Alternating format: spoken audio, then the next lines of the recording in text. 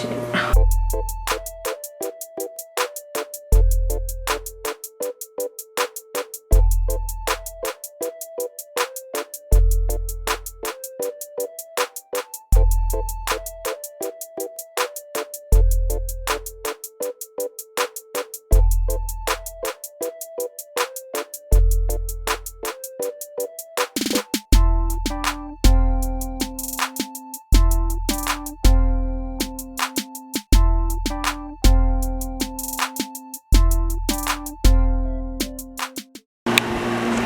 What's good, Deedee Gang? It's your girl Destiny, and I am back with another freaking situation. So, yeah, you guys, I'm pretty sure, I'm not gonna say anything.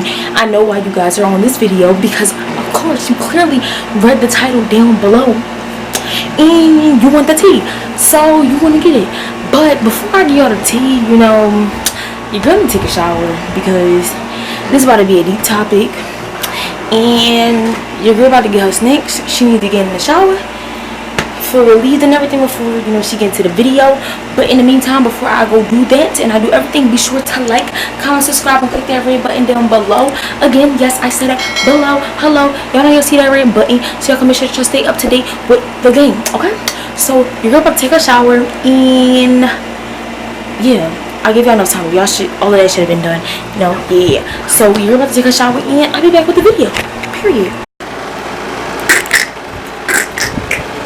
So Deedee Gang, your girl's at the shower now, and before we get started with the video, I just want to show you guys one quick thing before we get into it. So hold on. Let me turn my lights off. Whoa! I got LED lights. It's one over here, and then I got another one over in my corner. But ooh, these ain't where they officially going to be at, but where they officially going to be at, they're going to be on my wall, and they're going to be like around like my window. But so I got these LED lights from Five Below when I went yesterday with my friend to help her go college shopping, and they had LED lights in Five Below. But I put them on a wall, and they had like this sticky thing where they can just automatically stick, and you just gotta pull off the the paper, and then it stick on the wall. But it came off, so I think I'm gonna try to find like something to make it stick on the wall, so it don't be falling off. Of course, I can expect some problems to be with it, because from Five Below it's cheap, yeah. So yeah, that's there. I got two of those though, but it's gonna be like one on each side of my my window, whatever. Okay, so with that being said, now we're about to get into the video. Let me turn these lights off though.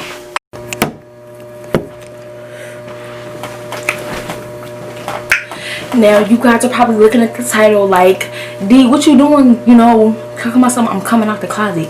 Now I think personally that our generation or society has normalized coming out as always having something to do with gender identity. Not all the time coming out has something to do with gender identity.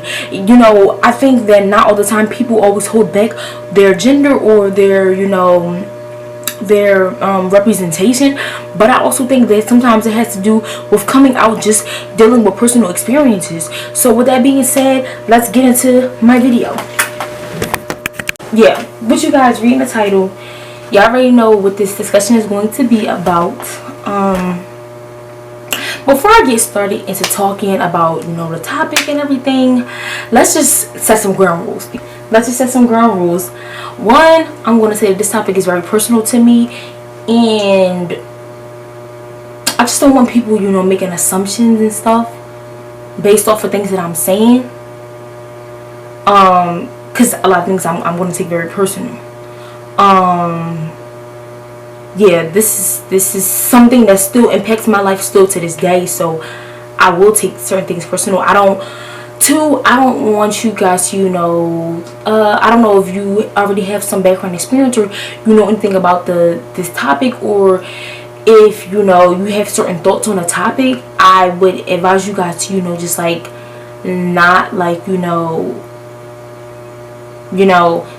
use it, like take that into consideration because speaking on the topic, there are a lot of stereotypes about things that I'm going to discuss and what I am labeled as, and I don't want you guys to look at me any differently or look at me a certain way based on yeah. And then 3, I just ask that you guys like just have respect. And I'm just saying that in general, like, not even when it comes to consideration of just this topic. I'm just saying in general, like, just respect. I think respect goes a very long way. So that's all I'm going to ask. So okay, here's some things now, some other things I want to say. Those are just, you know, regular, you know, rules and stuff that I was just going to say speaking on the topic. But I'm going to tell you guys a little thing about how I'm going to narrate things I'm going to tell you. I'm not going to give y'all all details about everything, because when it comes to my specific situation, I don't want you guys to, you know, point fingers like, oh, they're wrong, or they're out of pocket, they not right, they're, you know, they're this, they're that. Like, I don't want that to be this type of situation. So I'm going to give you guys an outline of my situation, and I'm not going to give you details, because I just want to keep everybody, I just want to keep everybody, like, I don't want to hurt anybody or mess up anybody's reputation. And then also, yeah. So the reason I'm making this video, as you guys can see, this video is going to be about, you know, me and regarding into foster care and my situation.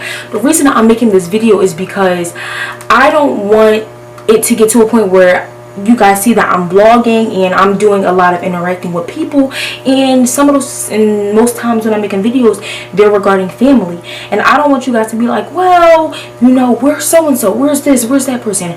So I'm just going to come, you know, I have to come clean to you guys, and I'm not going to, you know, there's a lot of things that you guys don't know about me that as we go on, you guys are going to learn about me, and I just don't want anything to be a barrier as when it comes to my videos or the content that I put out, because of information that you guys don't know. So yes, I'm a foster kid. I don't want you guys to, you know, be looking at the videos and be like, oh, well, she's with them, she says that's her family, well, we're so and so, or we're so and so. So like, I could be in the video, and as you guys have seen, I have done videos with Yaz, and before I have done videos with Mama June. Y'all know when we did cooking videos and we was in the store and everything, y'all know I did the videos with them. So this is my foster family. This is my foster family. So first off, before we even get into that, let me just tell y'all what it even means, because in case some of you guys might not know, you know, what a foster kid is. Let me just tell y'all. Foster care. Foster care, the definition of foster care is foster care, also known as out-of-home care. It's a temporary service provided by states of children who cannot live with their families. Children in foster care may live with relatives or with unrelated foster parents.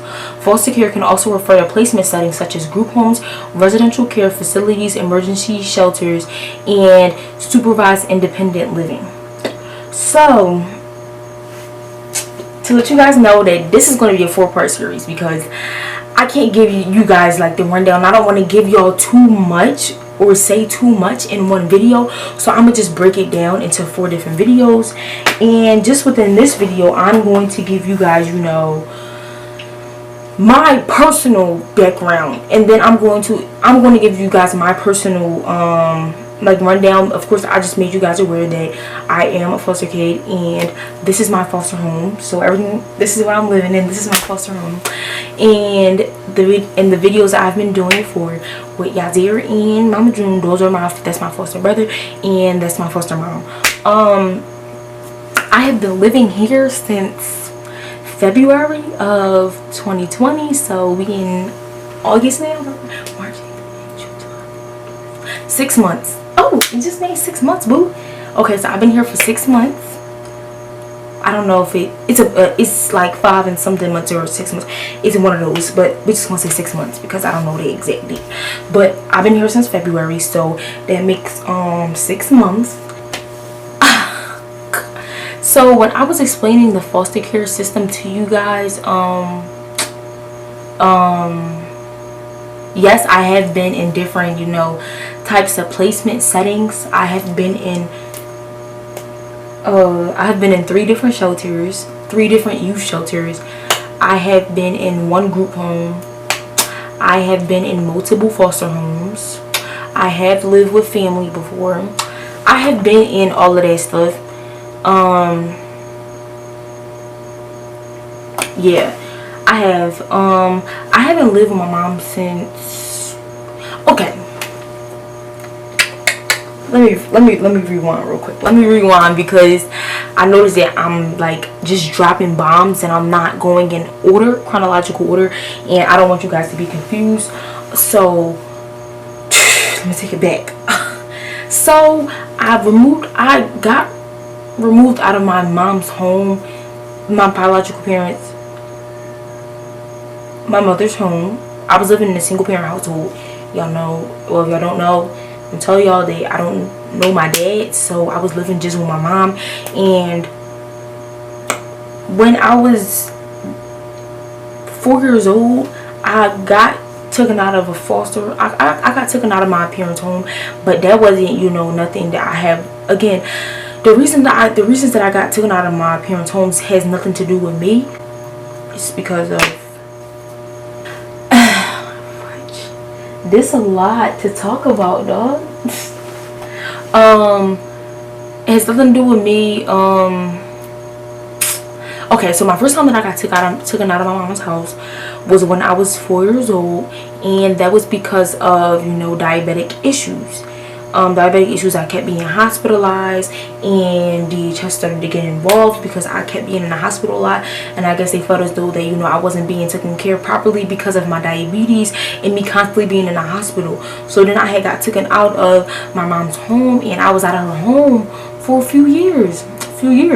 So when, you know, when you get taken out of, yeah, I got taken out for a few years. Then I got finally, you know, got put back. You know, when I got put back, I was there for a little bit, probably maybe about like two to 4 years. I don't know exactly how many years, maybe like between like 2 to 4. I want to say 3, but I'm like, I don't know, I'd rather be safe than sorry, so I'm gonna say between 2 and 4. So then when I was being there, I was going through a lot, and a lot of it had to do with abuse, like physical abuse, and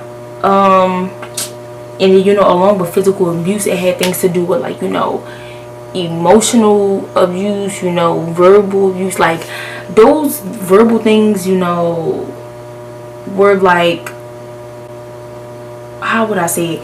They were combined. So like with physical abuse, so it was like physical abuse, but you know, along with the physical abuse came with the verbal and emotional abuse, all of that. Like it was like a package. It was like a 3-in-1 package. Like if you getting one, you getting all of those. So it was like a lot of abuse came with that.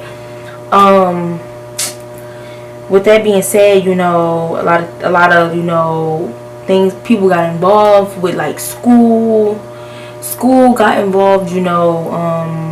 Then at the school got involved, you know, DHS got involved, because I'm not saying just, you know, verbal and emotional abuse. Again, I said physical abuse. And when it comes to physical abuse, it's not just, you know, not all physical abuse just has to do with somebody hitting you. It can be hitting you, you know, leaving marks and, you know, bruises all over you. So, you know, I was going to school with that type of stuff.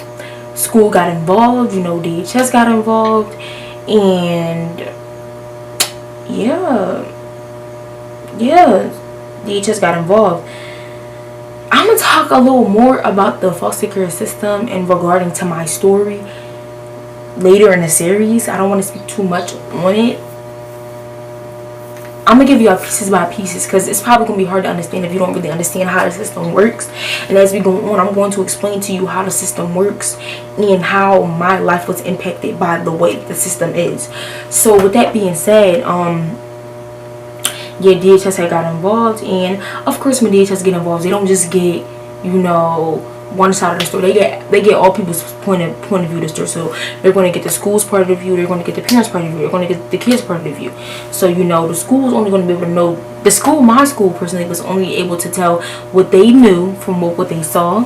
I'd say what I knew from what I experienced and what I saw, and same thing with my biological parent. So the thing is, yes, DHS, they will not only come out to the school, but they will come out to your home personally. So they saw me at the school, and you know, they saw me at the home, and of course when they see you at the home, they're going to get your parents' side and they're going to get your side. They got both sides, and they dismissed the case. They dismissed the case because the parent Again, guys, like I said before, I don't want you guys to, you know, go out bashing anybody. I don't want you guys, you know, be pointing fingers. You're mean, you know, harassing anybody. I don't want that to happen, because that's not my purpose of making this video. This purpose is, you know, to relate, because 9 times out of 10 I know that there's somebody else who's out there who's in foster care and who might have a similar situation, not probably even just in foster care, somebody who, you know, even might have went through the same situation but might not have anybody involved, or might not have anybody to protect them or, you know, be behind them. And two, to just, you know, inform you guys, because I told you before, you know, I don't want you guys to be confused as to moving forward when it comes to my situation. So I'm going to have to inform you guys before. Yeah. So, you know, I don't know what was said, but my biological parents said something that made them dismiss the case. So, you know, after dismissing the case, the same things were going on. And when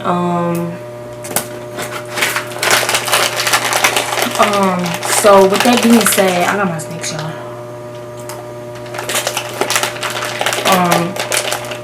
Yeah, like, they dismissed the case. And the same thing was going on. So, but me, I couldn't take that, dog. Like, I'm not gonna tell y'all what specifically was going on in the house, but just like,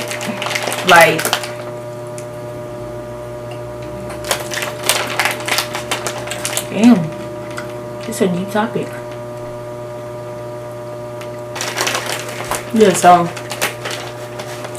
I just kept going home, you know, experiencing, you know, abuse and stuff. And personally, I couldn't take it. Like, it was like, okay, you know, the school knew about it. Like, it was the fact that, like, you know, I was going through stuff and other people were aware of it. Like, my school, they know about it, the workers, they know about it, and like nothing really happened.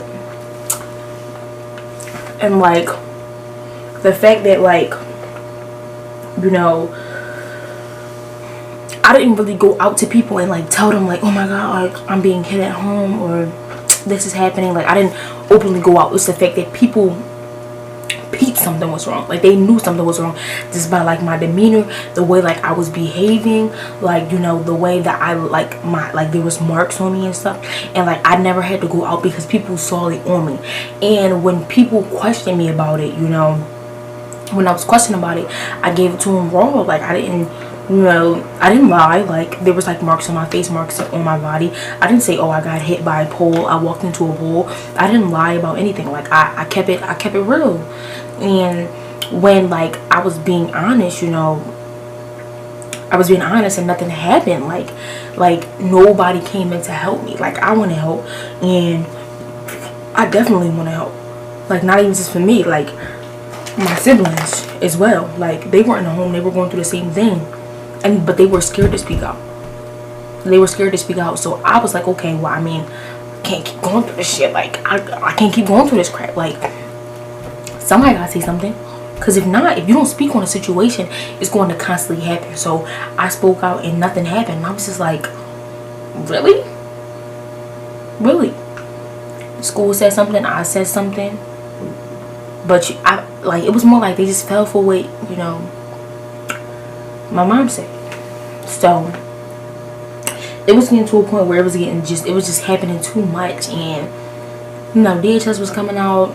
They were coming out to the house. They got involved again. They were coming out to the house weekly. They would have like a visit once a week. But it would just be like, you know, when they would come, you know, all they really look at is really the house. Is everything intact? Everything good? Is there food here? Is there this here? Okay, you're good. And, you know, that was really all it was. So, you know, if you make everything look good, they're gonna think it's good. So it was more like that. And yeah, it was more like that. And, you know, I was like, okay, well, I mean, I don't know how long y'all expect me to keep going through this, and it was just happening too much, and it was getting too real, and every time it happened, it just kept getting worse and worse.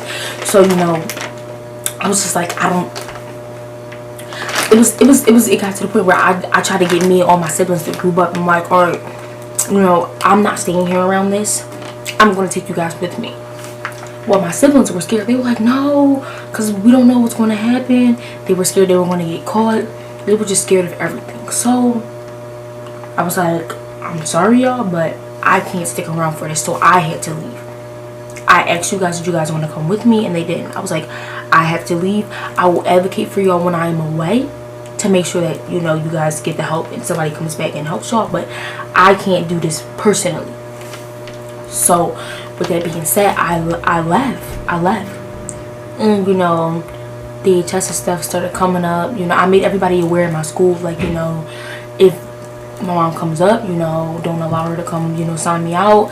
They knew of the situation, so they, you know, were very, you know, they were very supportive. They were like, okay, we're going to be here by your side, you know. Yeah, like, it was just that, like,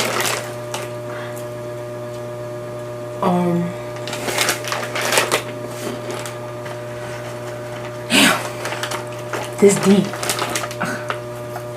I left. I went to my aunt's house. So after I left, just things happened after that. I haven't been there since 7th grade. I'm about to go to, I'm going to 12th grade now. So that was approximately like 5 years ago. I mean, if I'm being quite honest, like, I'm so much better now. Like, I'm much better. Like, when I was going through a lot at that time, I was fighting a lot in school as well. Like, one thing I can say is that hurt people hurt people. Like, I was a hurt person and I was going through a lot, and I was constantly being, like, you know my situation. I was constantly being abused, and at that time I was also in school, and I would just go to school and I would just be ready to fight all the time. And I can honestly say that, like, I was always fighting and I was always angry. Like, when I look back at the me that I was a few years ago, I look back and I be like, bruh, like, dang, bruh,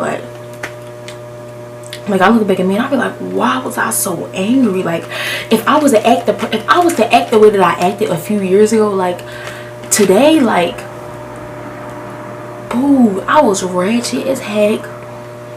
I was so mean. Like, I had a good heart back then. Like, I always have a good heart. Like, I had a really good heart, and like all like the people that I was close to back then, they would say that I was really, like, I had a really good heart. Like, if you was close to me, you knew that I was a nice person. But if you was to just meet me for the first time, you'd be like, this girl freaking crazy. Like, I rumbled all the time and I was on site with it. Like, I was crazy. Like, I used to rumble a lot. And I think that, not to blame anybody for things that I did, but I think that sometimes when you're in an environment where all you see is, you know, putting hands on somebody, or, you know, that's all that's happening, then that becomes your new normal. So, like, in the household that I was in, it was constantly, you know, hands putting on each other, you know, fighting all the time, and just, you know, hitting each other. And that was like being angry was okay. Like, being angry and hitting each other was okay from where I came from. And it was just like, where I was at, my anger went to another level, and people was looking at me like boo. Like, what I'm saying is, the way that I acted back then was not okay at all. And I'm glad that I'm in a better space now, and I'm able to acknowledge that what I was like before is not okay, and I've grown.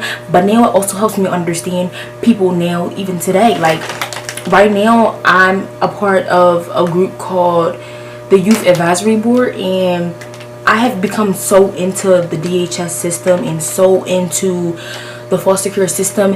And not only do I just advocate for myself, but I also advocate for other youth as well.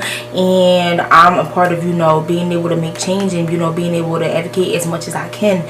So when it comes to, you know, being able to connect with other youth, I'm able to understand better because of me knowing where I come from, and me being, like, have grown. So now I can relate, and it's like, okay, I can see. So if nobody else understands you, I understand you, because that was me a few years ago, where I see me in you. So That's a lot. It's a lot. It's a lot, and there's so much more to know. You guys are definitely going to get more tea, but yeah, like I can see, yeah, like I've been in situations where I've been able to connect with a lot of other foster care youth, and I've personally had people tell me like, Destiny, like when we was in that shelter together, when we was in that group home together, like I really looked up to you, like you was really my role model. Like dang, like that really connected to me, and that really hit me on another level, because I never would have thought that people would have looked up to me. Like I would have never thought that I'm, you know, I was somebody's role model, like where I was able to build like a personal connection, and people actually, you know, like value stuff like this. Like I think that now, knowing that speaking up and advocating for other people, especially those who cannot put their feelings into words, that's very big for me. And being able to relate to people on a, you know, certain level, that's very big for me. So I just hope to, you know, in the future to be able to continue to, you know, be able to connect with people, and you know, be a part of somebody's support system. If I can advocate for anybody, then that's what I'm going to do. And I'm not to say like I feel bad for where I come from, but like what I went through was really crazy, but I'm honestly can say that what I've been through was definitely worth it, because if I didn't go through that, then I wouldn't be where I am today. And I really hope to be able to continue to help people in the future.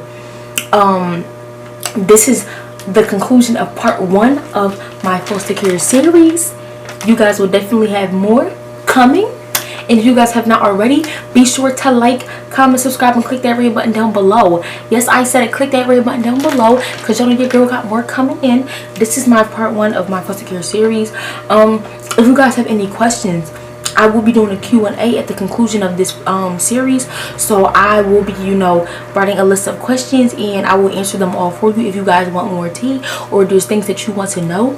My Instagram will be in the description box down below, but let me just tell y'all, you guys can follow me on Instagram at IAMDEEDEE.__ on Instagram, and you know I will always be here to support you guys, and you guys can follow me on Twitter at BXDestiny, BEXDESTINY. That's me. Yes, and I'm always here for you guys for support. So that's the conclusion of, you know, part 1 for the foster care series, and I got more tea coming for y'all. That's it, Deedee gang.